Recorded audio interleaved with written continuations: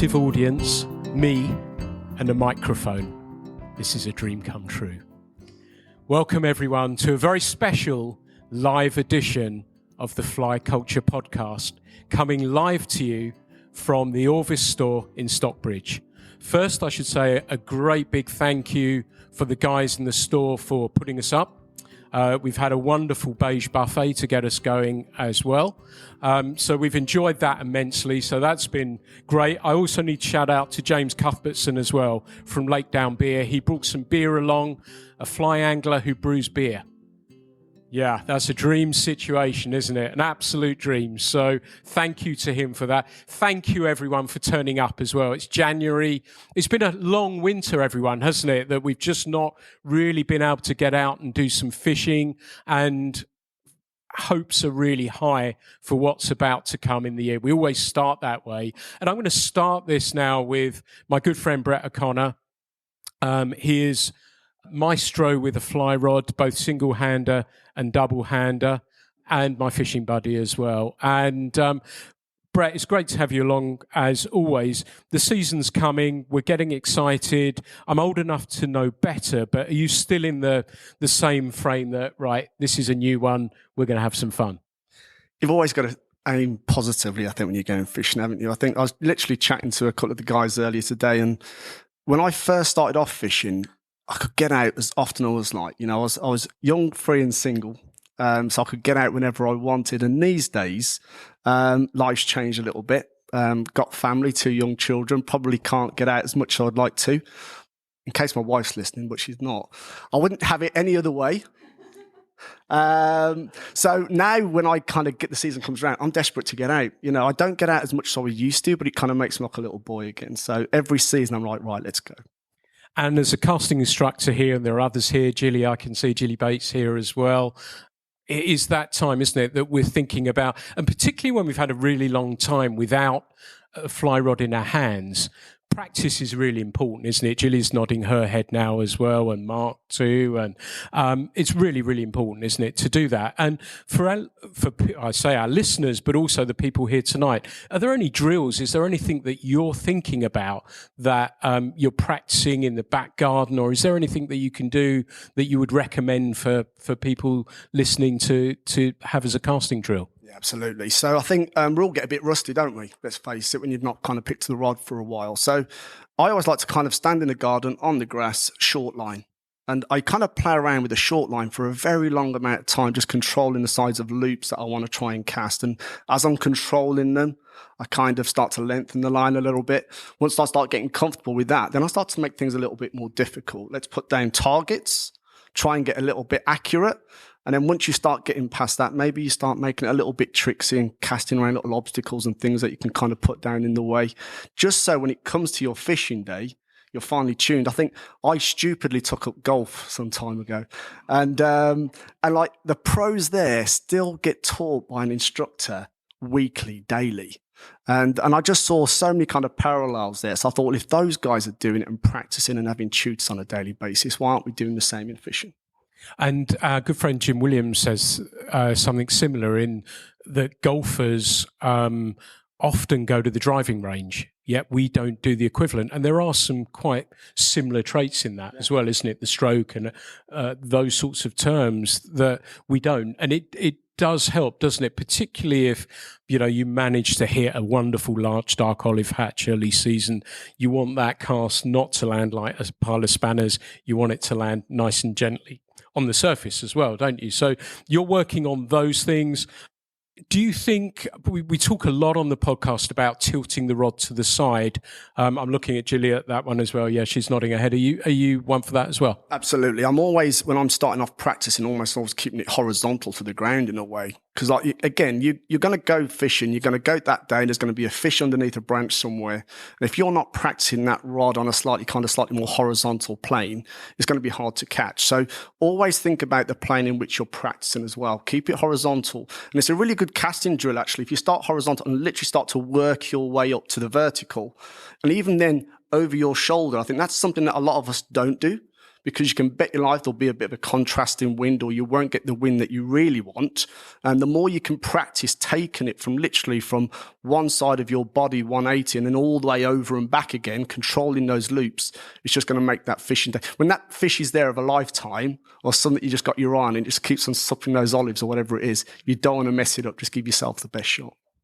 Some great advice there. And the other thing that I've done as well in the past is, because if you are right hand dominant, just try picking up a rod with your other hand and casting with it, and you'll be surprised. You'll learn a lot about yourself as a caster, and you'll be able to, if you can cast left-handed, then that will change things, and you'll look at how you hold the rod if you're right-handed naturally as well. So you'll pick up some good tips that way, and there will be that situation, because putting my previous hat on as a guide, that I used to find that people would get focused too much on the cast that they actually had to make. Now, if that's more second nature for you, then as a result of that, life becomes a whole lot easier. So I think, like I said, there's some great tips there.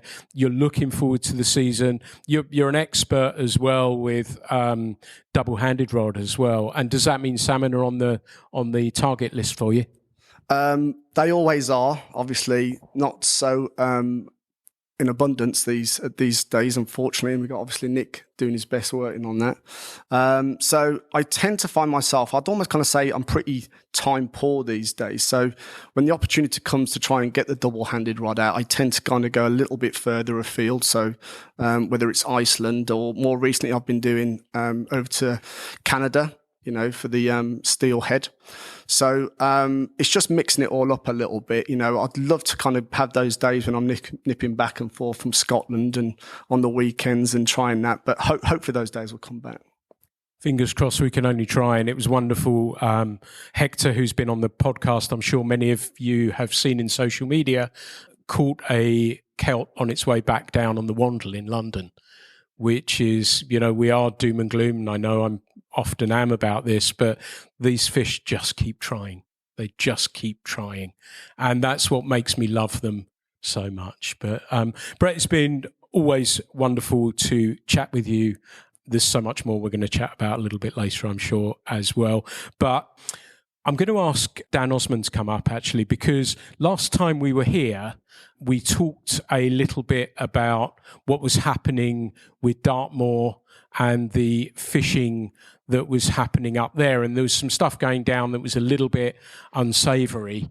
And I wondered if you could tell us, Dan, so people are aware of some of these things. And, with the magazine and the podcast, we've got something that we can let anglers know about stuff that's happening, and hopefully help them as well, and tell them what's happening. And people will hopefully, with the salmon leaflet that we had, not last Christmas, the Christmas before, the idea was to get people to get up and actually do something about it. And we ended up sending out 9,000 leaflets to people that went out into some quite creative places to make people aware of the situation of salmon farming. And actually, it was fascinating. Emma and I had something to eat at the Grosvenor, and it was smoked trout on the menu, which was wonderful to see. So I was really pleased to see that. But as I said, there's been Dartmoor's a wonderful place to fish, and I know I get both praise and grief from people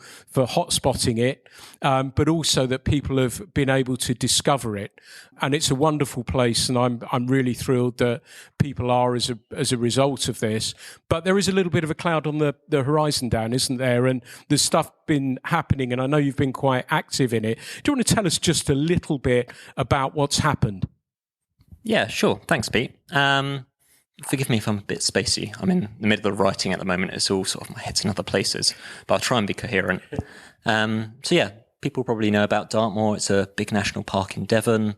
It's a big upland area, and it's got some beautiful rivers, be that the Tavy, the Dart, with some beautiful fish in It's where a lot of people who live in that part of the world get to experience nature and the outdoors, be that through 10 tours or Duke of Edinburgh.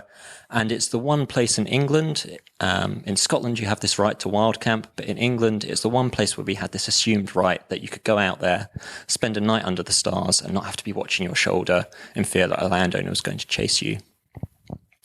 That changed about a year ago when Alex Darwell, who's a large landowner, moved down to Devon, previous hedge fund manager, and put in a court case to say, well, I don't think there's actually any legal precedent to allow this wild camping on Dartmoor.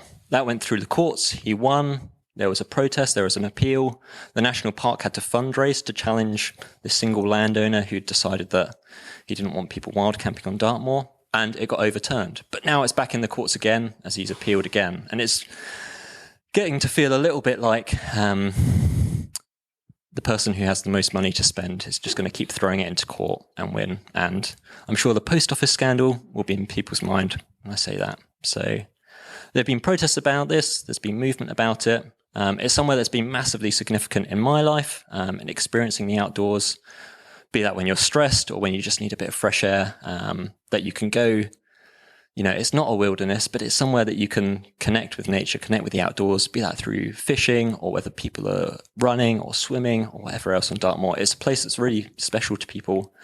And that ability to feel that you belong there, to feel that you have the right to spend a night under the stars is something that's, is special, and it would be a real shame to lose it. I think that helps. And this is where we've got this opportunity to talk about these things as well. And, if you're able to use it, I think there's a piece we've just sent the artwork to John. There's a piece in there, a beautiful piece Dan has written about what Dartmoor means to him on there. And keep your eyes peeled for this, because I think it's something that's not going to go away, is it? And that's a little bit of a worry for us, certainly in our part of the world. But we're discovering as anglers are wanting to find a little bit more wilderness when it comes to fishing, that places like this, it may become a little bit more problematic. So if you do see things along these sorts of lines, please just spread the word or share or retweet or whatever it may be, because I think it will help. So thank you very much for that, Dan. I don't know if you're similar, that to me, I consider myself really a trout angler who does some salmon fishing, but I also for a number of years fished for a lot of different species as well. And it's been wonderful, certainly in the last few years, that we've seen a growth in other angles of our fishing.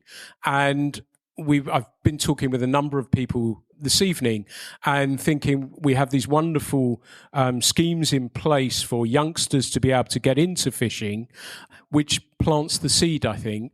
But I think now that we're seeing so many other people fishing for pike, carp, mullet, bass, and we've seen, many of us have seen it when it sort of started to gather momentum 10, 12, 15 years ago, and it sort of was something you did when you couldn't fish. Now things, to me, seem as though they have changed a little bit more, and I wonder if we do start to call ourselves fly anglers, and that we do look at all these other species now and how we're addressing them. And I wonder if those other aspects of, let's say, bass fishing, for example, soft plastics, might bring those sorts of people into fly fishing as well.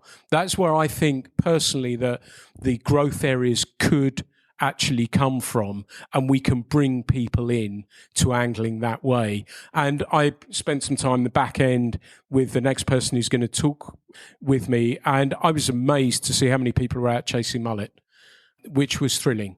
And that was great to see. And, I know in the earlier days of it, and I know people have been throwing flies for bass for a long, long time, but you wouldn't really see anybody. And I think on that morning, I think there was about 5 people out looking for mullet, which is absolutely thrilling. And of course, you have the Saltwater Festival that Orvis put on that has encouraged many people to look at these aspects of fishing.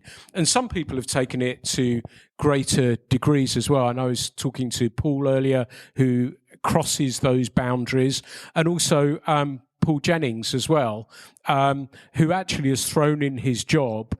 And as a former guide myself, guiding mullet, really, that's a tough one, isn't it? But he's taken this role on, and he has nothing but my utmost respect for looking at these growth areas in fishing. And I think they're symptomatic of where angling is actually going, that people are looking at these different species now. And Paul, that must have been quite some move for you to make that change in your life, to change your job. And was that a function of seeing how people were looking at different species and you thought, actually, this is happening? And I know there's been bass guides for quite a few years now, but mullet, a specialist mullet, is something really special, and I think is wonderful to hear that there is the demand for it. Are you finding that? Was it a difficult move to make? Yes, utter madness, as is mullet fishing. It's something that's got under my skin. Done it for the last 8 years. There were times where I wanted to go bass fishing because it's a lot easier, and that's what I know. But Mr. McLeod forced me every couple of weeks to stick with it, and I'm glad he did, because you've got to do something for a while before you can get really good at it, or at least get the rewards. And it is really, really tough.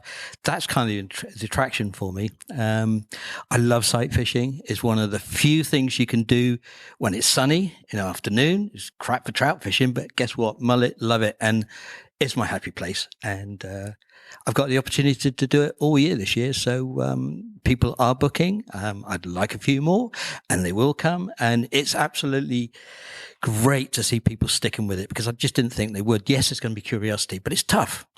But the ones that get an inkling stick with it because they just don't want to be defeated, and nor do I, and that's why I keep doing it. And like you say, the sight fishing aspect is really cool. It's free. But we always seem, and again, speaking as a former guide, that it feels a lot of the time that in the UK, the guiding culture has taken a long time to get going, but something like mullet that is so frustrating. I think that probably is money well invested as well, in the sense of people being able to learn about what you're thinking about, how you're approaching these fish, what you're doing. That an area of growth there that people are looking for you as a guide to join you on the water. Yeah, it's pretty specialised. Most of the people interested have done a bit of fly fishing. I mean, it's very, very tough to start with fly fishing, but you do see it now because it's become so popular. People are going straight to the deep end. I love helping people. The bottom line is to catch somebody's first mullet for them is nothing better for me. It's just my reward. Yes, I like to get paid for it as well, but if I can get somebody the first mullet, the look on their face. I mean, I've had guys hug and kiss me on the bank, and I don't mind. That was me. It was, yeah, one of them. But yeah, it's the experience, and I'm not in it to catch. Well, I am in to catch fish, but it's about the experience for people. If I can give them a great time on the water, show them lots of things, teach them a few things, share their frustration, do a bit of counselling, it's all part of it. I've got a great boat, so it's comfortable. I'm very, very lucky that I've got hard, pristine sand. There's no mud involved in what I do, because I'm not sure I'd stick with it if I had to trawl through mud. So I'm blessed, and I've got something worth sharing with people, because I wanted to be a guide for about 20 years. I'm primarily a bass fisherman. I didn't think we had sufficient for me to go on a business with it. But what I have, where I am, is special, and I think it's worth sharing with people, and that's what drives me. I've been lucky enough to be out with Paul through a couple of occasions now, and he's great company, and I wish him every success in his new career. Look him up. He's on social media as well. I tell you what, give us your handles. I do have a website now. It's I'm PJ, Paul Jennings. My operation is PJ's. I've forgotten now. PJ's Saltwater Adventures. So the handle is pjsswa.co.uk. Paul Jennings 27 @gmail. I'm all over the place. you'll find me. I hope you do. And want to say thank you, Pete, for bringing us together. This is very therapeutic. You must be the Pied Piper of fly anglers. So thank you for this. You are most welcome. Well, I hope you'll give a look out to Paul and what he's doing and helping on the start of this journey. He is great company on the water. As I said, I've been lucky enough to fish with him a couple of times, and he's a great counsellor. And yes, I did hug and kiss him. So when we caught that fish, so that was wonderful. That reminds me of a story actually. As a casting instructor, my wife Emma took a booking once from somebody and they said, what qualifications he got? That was the first time in 12 years I was asked. And Emma explained, and he said, great. So he booked with me, turned up. This was bass fishing. So he said, if we catch a bass, can we have it for dinner? And I'm, yeah, how am I going to kick this off if he gets one? So I assumed, because I didn't want him to whack a bass. But it turned out, I said, well, and Emma asked this question. This is my advice to you, Paul, that she always said, well, how much have you done? And when they say a little bit, that means they may have walked in a fly shop, they may have seen a river runs through it, or they might know somebody who fly fished. So I'm on the coast with somebody, there's quite a lively wind, who'd never picked up a fly rod before. That was the other time I cried, when he hooked and landed some bass as well. Thankfully, they were under minimum landing size, so we put them back. So it all ended out happily in the end. But yes, happy times. So we're going to move back to the rivers now. And Peter Hayes, who's been on the podcast with us, he was actually up with us with his compadre Don Stazicker in Derbyshire as well, has written Fishing Outside the Box, The Flies That Trout Prefer, and the other one I can't remember off the top of my head, Trout and Flies, that's it as well, Getting Closer as well. And it's very often easy for us to hypothesize about what's happened on the river. And we often can take something from those moments and we might learn something and we think, oh, actually that worked, or this worked. And then we might talk to our friends about it. And that's how these little things come together and we learn a little bit. But what I love about the work that Peter's done in the first book, actually, Fishing Outside the Box, but subsequently with the work that he did with Don Stazicker, that they have actually spent hour upon hour upon hour filming, observing, and making judgments and decisions and formulating ideas as a result of what they've seen. So I always think when Peter and Don have something to say, it's definitely worth listening to. So Peter, there's so much I want to talk to you about. The first thing really is, how, let's start with how the rivers are actually looking to you right now. You've been on these chalk streams and around the world. You've fished in so many places, but how are things feeling to you as we're getting towards the end of January? We're starting to think about the start of a new season. Are you just as excited as ever? And how does it feel to you? How are those rivers feeling to you right now? Thanks, Pete. Hello to everybody, and a lot of you don't know me, but I may know you, but I've just forgotten what you're called. I do that a lot now. I'm getting a lot older. Managing chalk streams has worn me down. But yes, am I still as excited as I was? Yes, I think I am. And am I as excited this year as I have been in the past? Yes, I am. And what do I like about it? Well, here on the chalk streams, I like the amount of water there is in the chalk, and how it's flowing out into the chalk streams. And here we are all worried about global warming. And, what you've got to bear in mind is that what flows into a chalk stream mainly comes from the gravel surrounding the chalk stream, mainly comes in at earth temperature, which is 11 degrees. Okay, so you can have the sun warming the water every day for a month, and it's a drought. But what comes in at the side and at night and up through the bottom of the river is coming in at 11 degrees. So I did 3 years temperature measurement on the Wiley, And what we found was in the hottest summers, we would be, in the afternoon, we might be topping out at 21 degrees, which is right marginal for trout. That would be at 4:30 in the afternoon. By 4:30 in the morning, 16 degrees. So, what do? Well, you go fishing in the morning, basically. Don't do too much in the evening. So many disappointing evening sessions are caused basically by the water being pretty much too hot for the trout to want to do much. So there's a lot to learn about how chalk streams work, and temperature is right at the middle of that. People who don't know about this stuff, who are most of the people that sit behind desks and have done desk learning, think that, this is southern England. We must be much more susceptible to global warming. So the chalk streams are all going to die, aren't they? Well, no, actually they're not, because they don't understand how the darn thing works. So, and yes, it's going to be these floods have been really good. They've been clear floods. The tributaries and the chalk water have come in clear and are still coming in clear now. I looked at the test at the mayfly at lunchtime today. Very good lunch, by the way. And it's pelting through, but it's crystal clear. You can see fish, and they're perfectly happy. So, and it's clearing out a lot of silt that otherwise would impede in-stream spawning. And there are a lot of wild fish that are still in there, in-stream spawning, so it's all good stuff.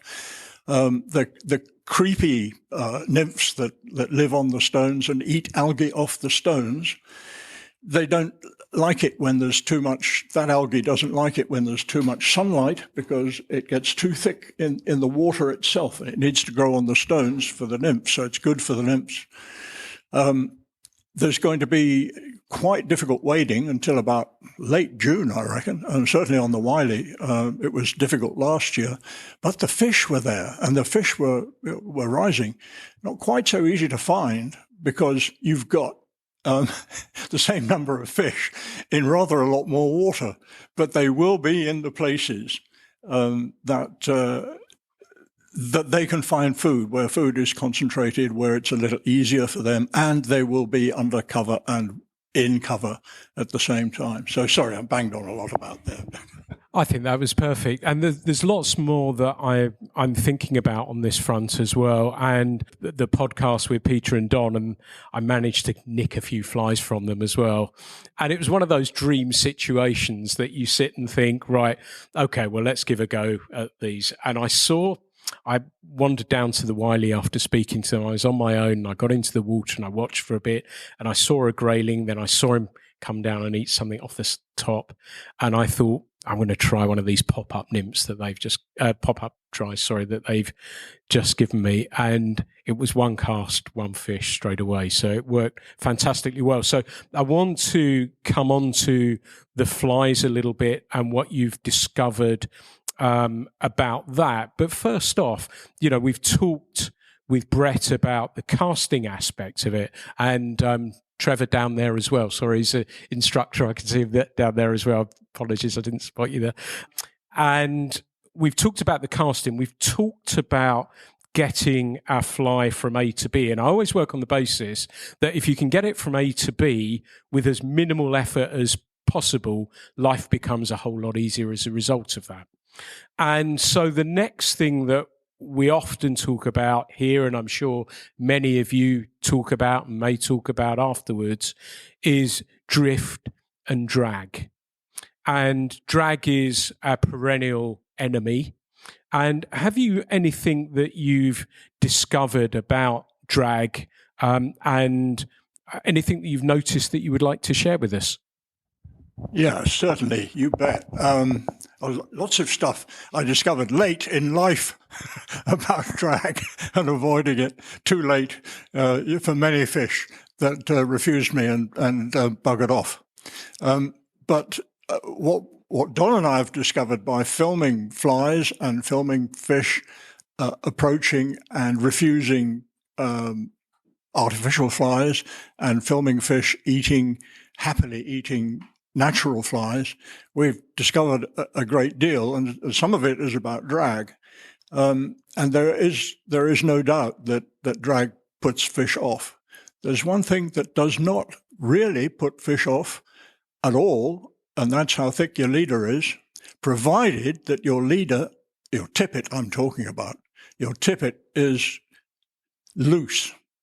I mean, you can fish with a 6-pound tippet and a size 20 fly. You will catch fish. We have got a lovely film clip of a fish feeding consistently, happily in a backwater, and it eats everything that is vulnerable.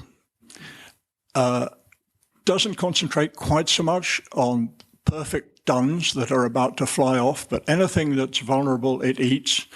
And at one point it eats a fly which is on the end of a grass stalk. And the grass stalk is 15 inches long and as thick as your fly line. And it doesn't give a damn about that. It just eats the darn thing, you know. And you think, okay, it knew what that was. It knew that it was somehow attached to something else, it just ignored it and carried on. And since then, we've seen a number of these occurrences. And we ourselves, we tend to think it's the length and the collapse of your tippet that matters, and not really the thickness of it. I'm not saying you won't get an improvement by going down tippet size. You will. That is always going to be the case. But if you are fishing for, say, you know, a biggish fish and what they're eating is actually bloody small, don't be shy of, you know, coming up from 8x you might think you'd need, come up to 5. Use 5x. But what you've got to do is cast it in such a way that it falls in a massive series of loops. And it doesn't matter. The fish don't care about tippet. It's very visible to us. We worry about it a lot, but actually we shouldn't do. You know, we've got loads and loads of film in which the tippet has fallen. I as a caster, I cast very high, very hard, stop the rod, and let the whole thing collapse and fall down. And I don't really care where I'm talking about dry fly here, I don't really care where the fly lands, as long as it's pretty close to the fish. But where the leader lands, I don't mind at all. And the fact is, the tighter, the straighter your leader, the more it's going to drag, the quicker it's going to drag. And you're fishing upstream on a river, which is what I'm talking about. You know, all the people that used to demonstrate how to, they don't do it really anymore, but demonstrate how to cast a fly at the game fair, you know, and it goes up perfectly, dead straight, and it lands like thistledown. It does, you know, it's beautiful, and you think, gosh, that's clever. But actually, it's going to bloody well drag in 1 nanosecond from the point where it lands, because the whole damn leader and tippet is straight. And what you need to, that's what you need to avoid. Sorry, I can go on. No, that's perfect. And this is, you know, this is what I'm talking about. That sometimes we can overthink things and think, well, that fits that particular situation. But the guys have worked on this and have discovered that, yes, these things we don't have to worry about so much. So, yeah, James and Ollie, it may be get rid of your £2 tippet. You might not be needing it in quite the same way if, as Peter's actually saying. And the other thing is as well, and I can't believe that I'm talking about this, looking at the most beautiful fly selections. There's Mark Roberts in front of it, who's a fly tyer. There's Lindsay Simpson over there, who's a fly tyer as well. There's others around here at the moment. But do we need a lot of patterns, or should we be searching out in here? You talk about in the surface, in the film flies. Is that what we should be looking at? Is that where it works best for the trout? And you found that's been the most conducive form of pattern for them? It's complicated, but I'll try and simplify it a bit. Trout preferentially eat things that are vulnerable, things that they can get that won't fly away. things that they can easily eat, things that they can eat in quantity, things that tend to be concentrated in a feed lane. They're pretty sensible trout. And grading, by the way, are the same. It's just you don't see them just under the surface because they will hang about very close to the bottom and rise absolutely vertically up, grab a fly and go down again, and you won't know they're there because they're bloody hard to see. But they will also eat things that appear vulnerable to them. And basically, vulnerability is signaled by the fly being in the surface film. Now, it gets slightly more complicated because the fly fishing world since Halford has believed that your fly should sit above the surface film and on the surface film, and your little prickly hackles should imitate the feet of the fly pushing down the surface film. I mean, we've done thousands of hours of video from underwater, and we've published many of them in our ebooks. There's no way they're going to see that most of the time. The fact is, trout targeting flies from underneath, both artificial and natural, go for something, luckily for us, that is sticking down through the surface.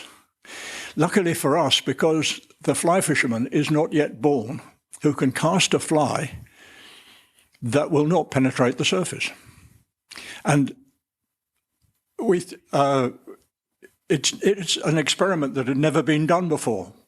That you just get your mate to stand 15 or 20 yards upstream of you, it could be even closer, with two cameras stuck on sticks and one in his hands, filming what actually goes on. And I make my mate Don do this because he's the cameraman, and also he's the braver. He's the braver of the two of us. And what happens is that every single fly penetrates the surface. If you are filming underneath, as we do with a GoPro, you will see that come down, and you will see bits of the fly sticking down through the surface. Those bits are saying to the trout, I am vulnerable. I'm vulnerable because I'm a hatching fly that has paused, hasn't been quite able to get through the surface. I am the true emerger. Or I'm a casualty fly. I've hatched and I've fallen over. And the greatest proponent of falling over is the BWO, by the way. And all the BWO relatives in the United States are exactly the same. And that brings me to the other half of your question, which is, do we need lots of flies? And I'm afraid the answer is yes, we do. Because actually, it's variability that is going to get the fish that you want. And if your fly doesn't attract it or gets refused, change the fly. Change the fly for something that imitates the same thing that it's eating as best you can tell. And sometimes it is just a guess. Change it to that, but that's constructed in a different way. So in our latest book, and there's some bits of paper at the back there near the door on a reading thing, you can pick some up there. It's called the Flies That Trout Prefer. In that we're saying, really, don't go to the river with 12 copies of the best BWO pattern you can work out yourself or buy. Go with 12 patterns that are variations on that, each one of which in some way suggesting vulnerability, but tie them in different ways. So, for example, we had been thinking about getting flies to float down in the film, but without the hook sticking down. Hooks don't seem to put fish off, but really, it's if you have the opportunity to create a fly that floats down without the hook sticking down, but with other bits of it visible in the film, then it's an advantage, we find, with spinners particularly, and with casualties as well. So what you do is you use a curved hook, and you just tie it in such a way that it is going to float in the surface if you treat it. And so it comes down to you absolutely in the surface, so like that, not like that. And this makes, not all the time, but most of the time, makes quite a difference. So you may have some of those that have got a body which might be made of herl. You might have a body that's made with fibre. You might have a dubbed body. You could have a body of chopped up CDC, which is fantastic. And you can vary the colour a little bit as well, because the thing to bear in mind all the way through with all this fly fishing and fly tying is that there is a sort of weird law of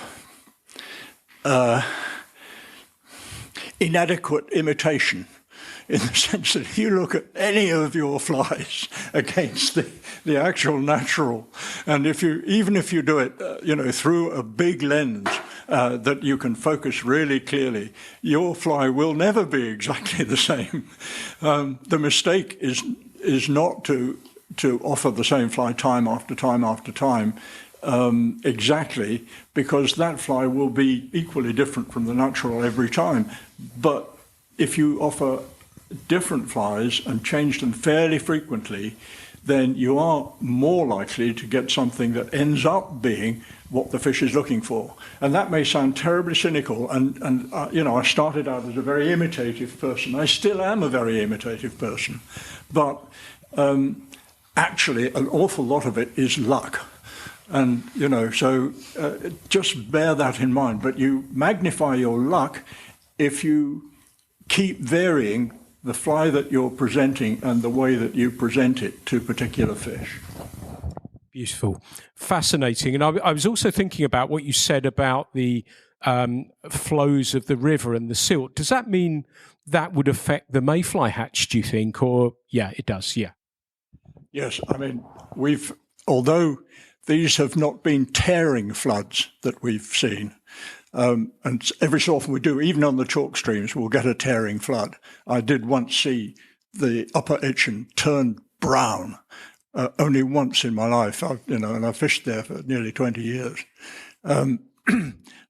We don't really see that very much, but we can have, and back in 2014, all the chalk streams had a tearing flood, and it did a lot of damage to, particularly to the mayfly the following year, because the mayfly larvae that were half formed, so the ones that were going to hatch, they have a 2-year stay in the gravel, in the silt. They got swept, an awful lot of them got swept away, and when they get swept away, it's very hard for them to re-establish themselves because they don't get a chance to build another tunnel, basically. So that damaged not just that year's mayfly, but it damaged the next year's mayfly, and that damaged, this is how the mayfly died out on the test before they were eventually brought back, but it took 20 years. And re-establishing the mayfly is a very fragile population. Usually what happens, and I think it will have happened this year, usually what happens is in a tearing flood, the silt that's in the middle of the river, sorry, I shouldn't gesture like this, the silt that is in the middle of the river gets torn out and the mayfly with it. But at the edges, it doesn't get torn out quite to the same extent, so a lot survive. And you will often see, after floods, you'll see mayfly in the following mayfly season hatching at the edge, within sometimes, a foot of the edge of the river, and that's the place to target, to place your dun a lot of the time. So I think that this year, in spite of having big floods, we will have pretty reasonable mayfly survival, and I think that will carry on. But anybody who, in public, makes a prediction about the coming season on the chalk streams is, forgive me, a bloody fool. So we've had plenty from Peter there. We may open it up if anyone would like to ask any questions. He made a very, very interesting point about delivering that leader. Go see Brett, go see Gilly, go see Mark, go see Harry, go see Vince, go see Trevor. If you want to learn these casts, the dump cast, puddle cast, whatever you want to call these, to learn these, because it clearly seems that that's something as anglers to maximise our success that we have that in our armoury. So that's really, really important. Before I move on, is there anybody who would like to ask a question? Does anyone have a question? It looks as we do have one. Here we go. With regard to vulnerability, does that apply to terrestrials that fall from the trees and the bushes as well as flies that hatch from the riverbed, do you think? That's a really good point as well. Totally. That is the whole thing about terrestrials, is that when they get in the water, they're vulnerable. And the fish just love it. They also tend to fall off bushes and trees, which provide cover for trout.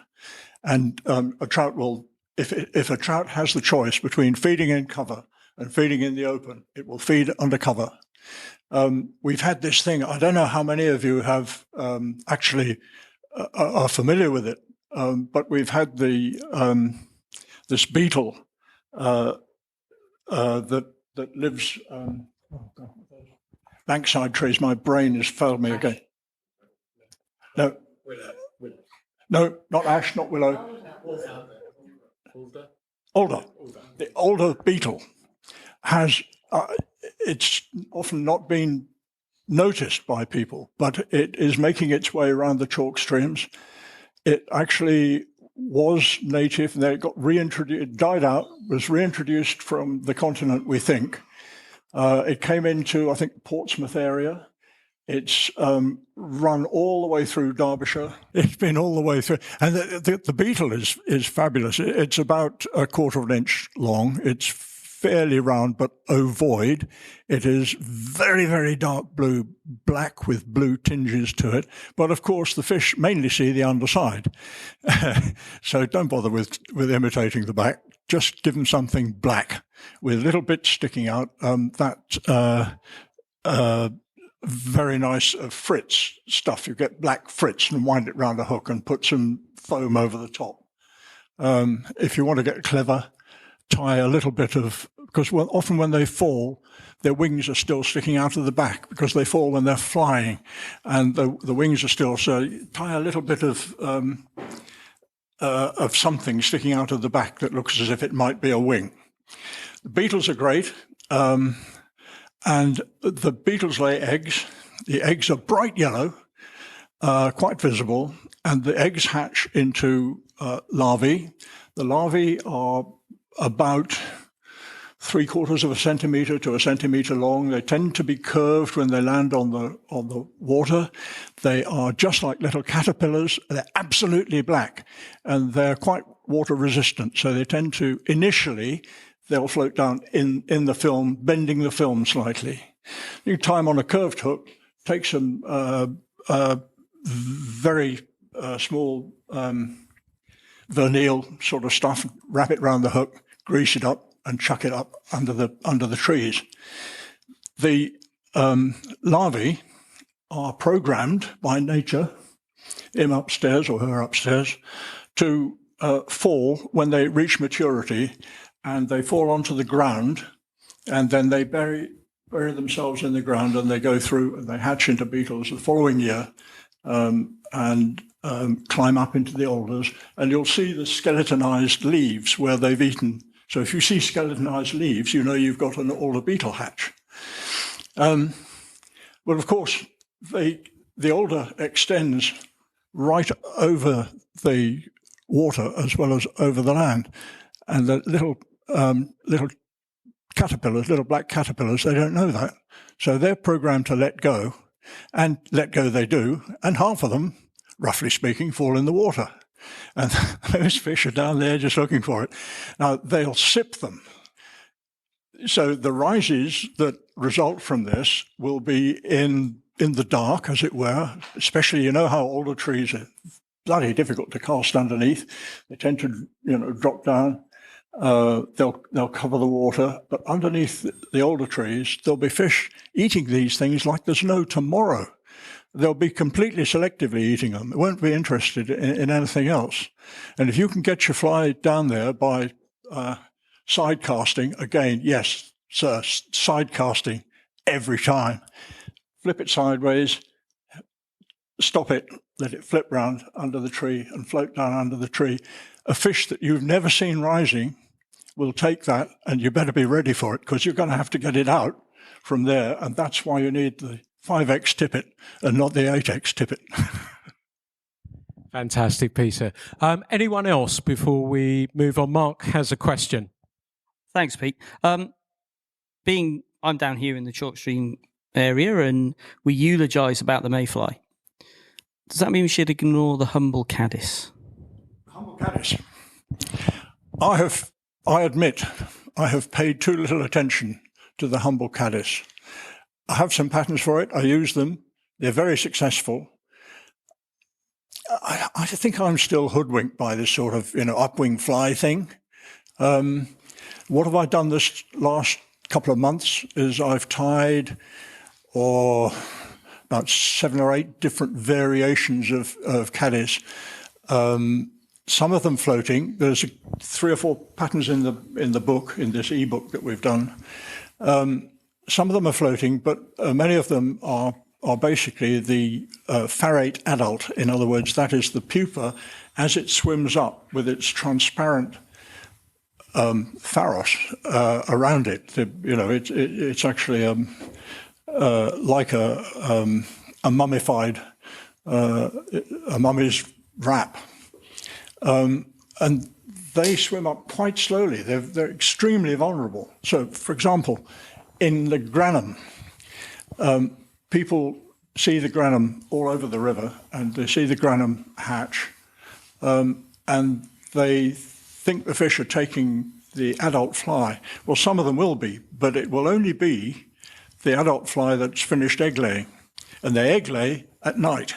So actually, the bit that's the format of the Granum that is available to and vulnerable to the fish is not the hatched fly on the whole, not during the day. The format that is the swim up farrate adult, the pupa as it swims up to the surface. And you can fish that at any depth because it comes from the bottom. There's one particular favourite place I have, let's just say it is in the environs of Salisbury, where you can go and just stick they're quite distinct, these things. They have a little bit of lime yellow in them and a little bit of orange in them and overall black, and they're curved, and they've got 2 little legs that stick out that they swim with. There's a pattern, Stuart Crofts has got a fantastic pattern that you can Google, which I think we put in an earlier book. And that's the way to catch fish in the Granum. And it's the same with most of the caddis hatches. But some of them don't do that. Some of them come up to the surface and then swim laterally to the bank, just under the surface. The Rhyocophila is the king of those, the green wriggly thing. When that changes into its farrate adult form, it swims to the surface and then swims to the bank under the surface and hatches when it reaches structure. Whereas the Hydropsyche, which is not green but orangey browny colour, that comes straight up and hatches incredibly fast at the surface and just sort of buggers off. But on the way from the bottom to the surface, because these are all bottom-living caddis pupae, on the way from the bottom to the surface, it's very, very vulnerable because a trout can go a bloody sight faster than it can. And they get on them. So yes, thank you. We need to continually remind ourselves about the beauty of caddis as a prey item. I'm sure you'll agree that Peter you're just getting a sense of the sort of work that they've done.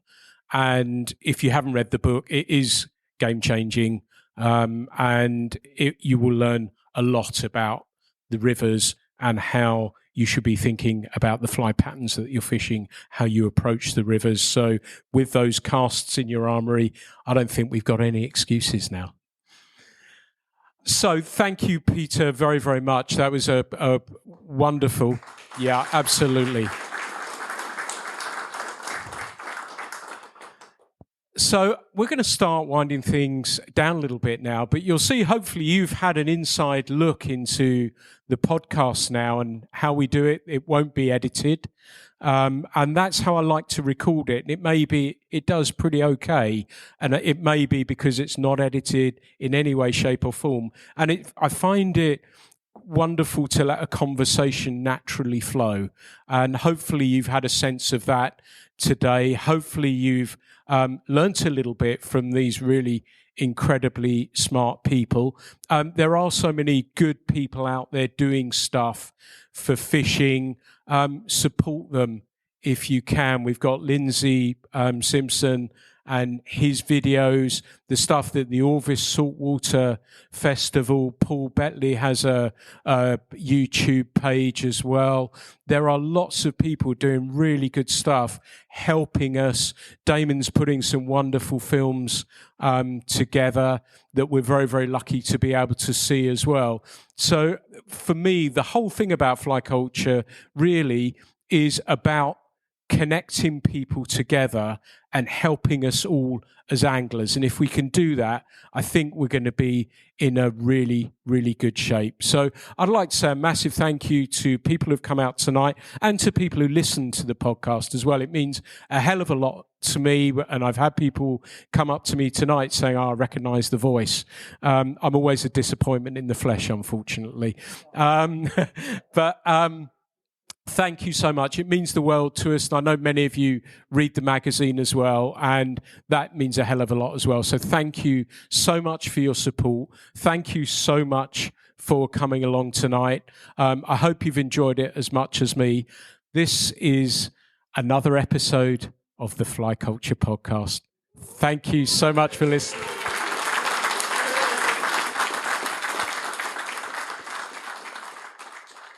The Fly Culture Podcast is brought to you in association with Fly Culture, a quarterly published magazine owned and run by fly anglers. When it comes to fly fishing, we've got you covered.